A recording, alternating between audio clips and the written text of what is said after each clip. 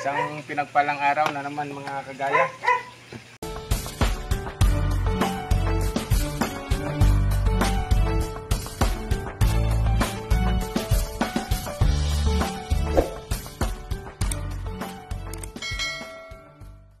So ngayon mag-harvest tayo ng ating tanim na celery. Gagawa tayo ng celery juice. Yung previous na upload nating video yung about sa healthy na salad na ginawa natin, yung pansit-pansitan. So ngayon, ang gagawin naman natin ay ito naman, yung ating celery. Gagawa tayo ng celery juice. Mayroon na tayong apple dyan, pipino, carrots, and ito, mag-harvest tayo. So tingnan nyo yung celery natin mga kagaya. Ayan. Puputol tayo ng isang dahon. Ayan, no, tingnan nyo kung gaano siya ka-healthy, ang taba. So mag-harvest tayo nito. Yan yung gagawin nating celery juice. Ganda ho, ganda nito. Bango. Bango. Yan. So samahan nyo ako mga kagaya habang nag-harvest tayo ng ating celery. Ayan, no? Siguro pag sa palengke ka, ganito, halos dalawa siguro, 20. O minsan, pag medyo malaki yung stocks, pag inano mo, halagang 20 pesos. Samantala dito, sa atin, libre lang, libre. Kasi nga, tanim na natin dito sa aquaponics. So, kung hindi nyo pa napapanood, yung paggawa ko nitong setup na to na aquaponics, na ang nakatanim ngayon ay celery. So balikan nyo na lang. Last time may tanim tayo ditong talong, sili, sitaw, ang dami nating tinanim dito. Pipino, nagtanim din tayo rito. So pwede nyo balikan doon sa mga naka-upload kong video. At nandun po lahat. So kung paano namin ginawa, magkano yung nagastos ko. Ang kagandahan nito, nagsisirculate lang ng tubig natin. Hindi tayo nagdidilig. Automatic na dinidiligan ng ating system. Wala tayong dinalagay na nutrients. Gawa na yung dumi ng ating tilapia.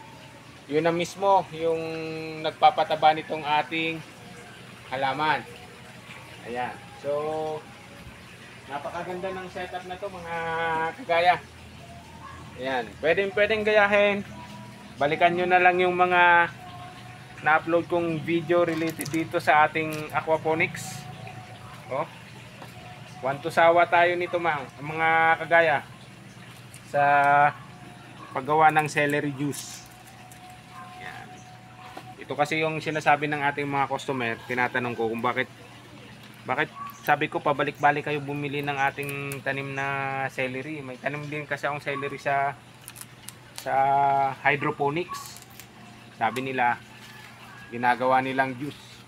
Healthy raw to. So, nagtanong tayo kung paano nila gawin, kung ano yung mga kasama pag ginagawa nilang juice. Yun nga sabi, pipino, carrots, and apple. So, ngayon, samahan niyo ako habang nag-harvest and habang gagawin natin tong celery juice. Titikman din natin kung gaano kasarap mga kagaya.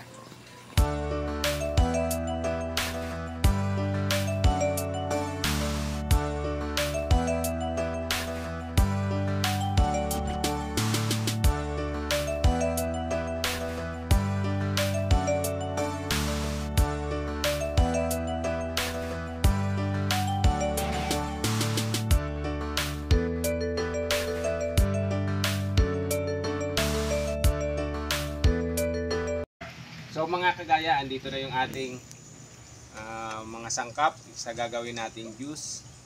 May apple tayo, may carrots, may pipino. And syempre, hindi mawawala yung ating celery. Ito yung ating juice extractor. Yan. Black & Decker. Tapos ito, tatry natin ngayon. So, kuha tayo ng gagawin natin. Ayan. Try natin.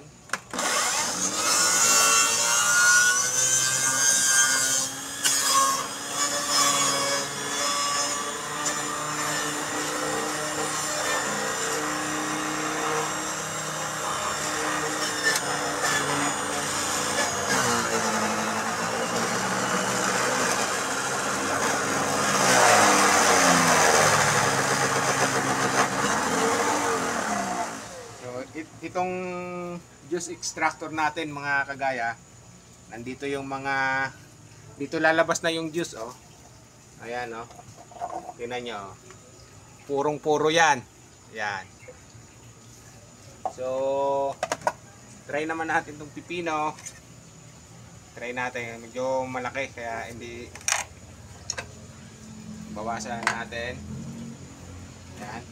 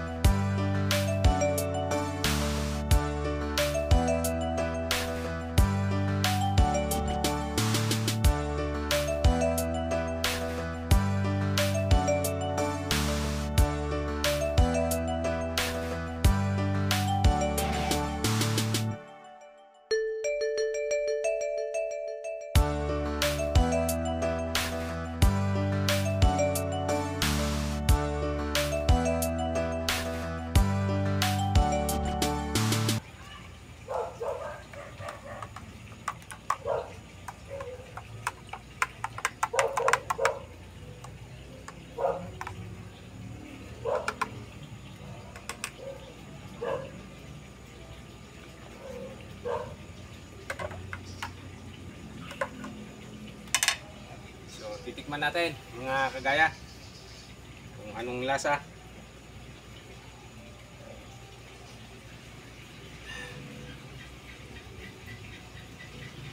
Ayos.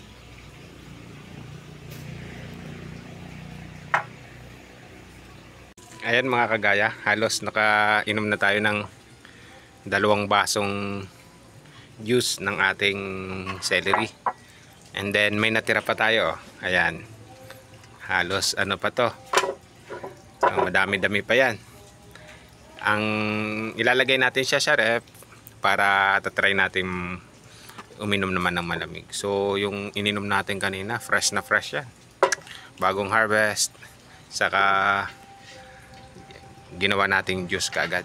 Ayan. So healthy to, madami tayong tanim na celery, magiging 1 to sawa yung juice natin. Ayan. Masarap, hindi mo naman malalasahan yung celery. Nalalasahan ko nga yung pipino saka yung apple. Ayan. Ang iba linalagyan nila ng lemon, pero sa akin parang yung lasa nito is pwede na, kayang-kaya nang inumin. Ayan, kahit nga si Mrs. nagtry siyang uminom kanina, kinaya niya namang inumin. So yun lamang mga kagaya, maraming salamat uli sa inyong panunood. dito sa ating episode na to, yung paggawa natin ng celery juice.